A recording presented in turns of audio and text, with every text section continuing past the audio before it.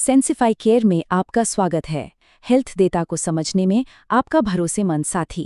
हम जानते हैं कि लैब टेस्ट के रिजल्ट्स कभी-कभी काफ़ी कंफ्यूजिंग, यहाँ तक कि डरावने भी लग सकते हैं।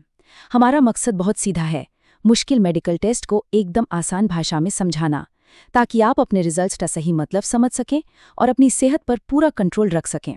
ये हमारी HIV lab test guide series का दूसरा हिस्सा है। पहले हिस्से में हमने सेक्सुअल एक्सपोजर के बाद की टेस्टिंग को कवर किया था। आज हम एक अलग तरह के रिस्क पर फोकस करेंगे, जिसमें इन्फेक्टेड खून का संपर्क, सुई, किसी नुकीली चीज़ या फिर मेडिकल प्रोसीजर के दौरान होता है। ठीक है, तो चलिए इसे और गहराई से समझते हैं। देखिए, HIV फैलने का सबसे आम तरीका तो सेक्सुअल कॉन्टैक्ट ही है, लेकिन वायरस फैलने का सबसे असरदार सबसे एफिशिएंट तरीका है खून का खून से संपर्क होना। इसका सीधा मतलब ये है कि अगर इन्फेक्टेड खून किसी के ब्लड स्ट्रीम में डायरेक्ट चला जाए तो इन्फेक्शन का खतरा बहुत बहुत ज़्यादा होता है। तो सवाल ये है कि ऐसा किन हालात में हो सकता है। सबसे कॉमन है सुइयों को शेयर करना, जो इंजेक्शन से ड्रग्स लेने वालों के लिए एक बहुत बड़ा रिस्क है।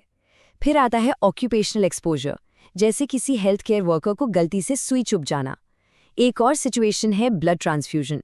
हालांकि अच्छी बात यह है कि जिन देशों में खून की अच्छे से स्क्रीनिंग होती है, वहां अब ये रिस्क लगभग ना के बराबर है। और आखिर में अनसेफ मेडिकल, डेंटल या टैटू बनवाने जैसी प्रक्रियाएं, जहां औजारों को ठीक से स्टेरिलाइज नहीं किया जाता। अब दिलचस्प बात यह है कि ये सारी अलग अलग सिचुएशंस होने के बावजूद इन सब में एक चीज बिल्कुल कॉमन है। रिस्क चाहे कैसा भी हो, सबसे पहला और सबसे जरूरी कदम हमेशा एक ही रहता है, और वो है पोस्ट एक्सपोजर प्रोफाइलैक्सिस, यानी पेप के लिए तुरंत डॉक्टर से मिलना। तो हमारी सबसे पहली प्राथमिकता है पेप। खून से जुड़े किसी भी संभावित एक्सपोजर के बाद ये सबसे जरूरी और फौरन करने वाला काम है। ऐसा इसलिए है क्योंकि इसमें एक एक पल कीमती होता है। तो ये कदम इतना जरूरी क्यों है? क्योंकि यही वो एक कदम है जो सही समय पर उठाने से इन्फेक्शन को होने से रोक सकता है। ये एक गेम चेंजर साबित हो सकता है। और जवाब है पेप। ये एंटी रेट्रोवायरल दवाइयों का 28 दिन का एक कोर्स है। इसे एक्सपोजर के बाद लिया जाता है ताकि वायरस शरीर में अपनी जगह बनाने से पहले ही उसे रोका जा सके। आप इसे एक तरह का इमरजेंसी ब्रेक समझ सकते हैं। और यहाँ सबसे जरूरी बात है टाइमिंग। पेप को एक्सपोजर के 72 घंटों के अंदर ही शुरू करना होता है, और सच कहूं तो जितनी जल्दी हो उतना अच्छा। हर गुजरते घंटे के साथ इसका असर कम होता जाता है, इसलिए फौरन एक्शन लेना बहुत जरूरी है। एक बात बिल्कुल साफ समझनी है, अगर लगता है कि एक्सपोजर हाई रिस्क वाला था तो टेस्ट रिजल्ट्स का इंतजार बिल्कुल नहीं करना है। सीधे डॉक्टर के पास जाइए और पेप शुरू कीजिए। इंतजार करने का मतलब है कि आप इन्फेक्शन को रोकने का वो सुनहरा मौका खो सकते हैं। अच्छा, तो मान लीजिए कि पेप लिया गया है, तो क्या टेस्टिंग का टाइम टेबल वही रहेगा? नहीं, वो बदल जाता है। ऐसा इसलिए होता है क्योंकि पेप दवा शरीर के एंटीबॉडी बनाने के नेचुरल प्रोसेस को धीमा कर सकती है, जिसे सीरो कन्वर्जन कहते हैं।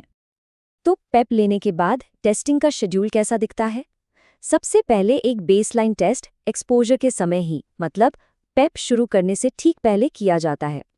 इसके बाद एक फॉलोअप टेस्ट 6 हफ्तों पर होता है, फिर दूसरा 12 हफ्तों यानी 3 महीने पर, और सबसे आखिर में जो फाइनल और निर्णायक टेस्ट होता है वो 6 महीने पर किया जाता है।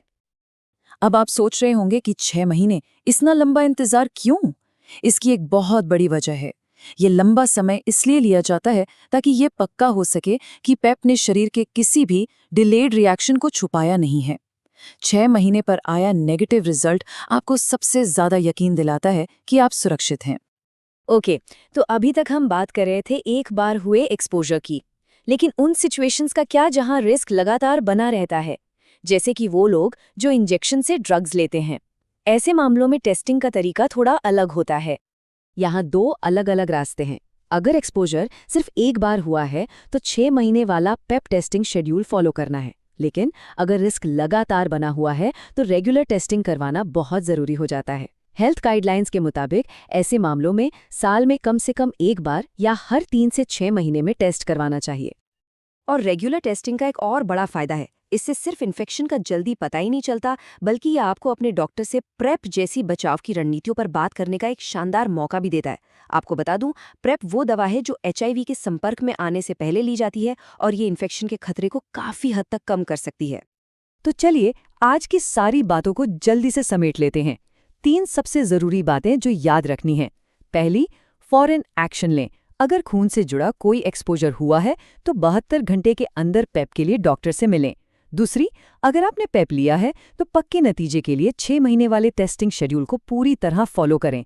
और तीसरी, अगर रिस्क लगातार बना हुआ है तो रेगुलर टेस्टिंग को अपनी हेल्थ का एक जरूरी हिस्सा बना लें। अगर आपके मन में HIV टेस्टिंग या किसी और लैब टेस्ट को लेकर कोई भी सवाल है तो प्लीज़ उसे नीचे कमेंट्स में ज़रूर लिखें। हम हर सवाल पढ़ते हैं और आपके सवालों का जवाब देने की पूरी कोशिश करेंगे। एक बात का ध्यान रखें कि ये जानकारी सिर्फ सूचना के लिए है।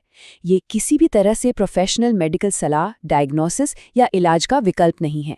अगर आपको किसी भी तरह के एक्सपोजर का शक है तो पर्सनलाइज सलाह और देखभाल के लिए तुरंत डॉक्टर से मिलें। हमारी सीरीज के तीसरे हिस्से में हमारे साथ जरूर जुड़ें, जहां हम रेगुलर HIV स्क्रीनिंग के बारे में बात करेंगे। वो जानकारी सभी के लिए है। हम समझाएंगे कि क्यों कम रिस्क होने पर भी आम लोगों के लिए टेस्टिंग की सलाह दी जाती है। इस जरूरी सीरीज के बाकी हिस्सों को मिस मत कीजिएगा। अगर इस जानकारी से आपकी मदद हुई तो प्लीज़ लाइक बटन दबाएं। स्वास्थ्य से जुड़ी आसान जानकारी के लिए सेंसिफाई केयर को सब्सक्राइब करें और इसे शेयर करें। सेंसिफाई केयर को चुनने के लिए धन्यवाद और हम आपसे भाग 3 में मिलेंगे।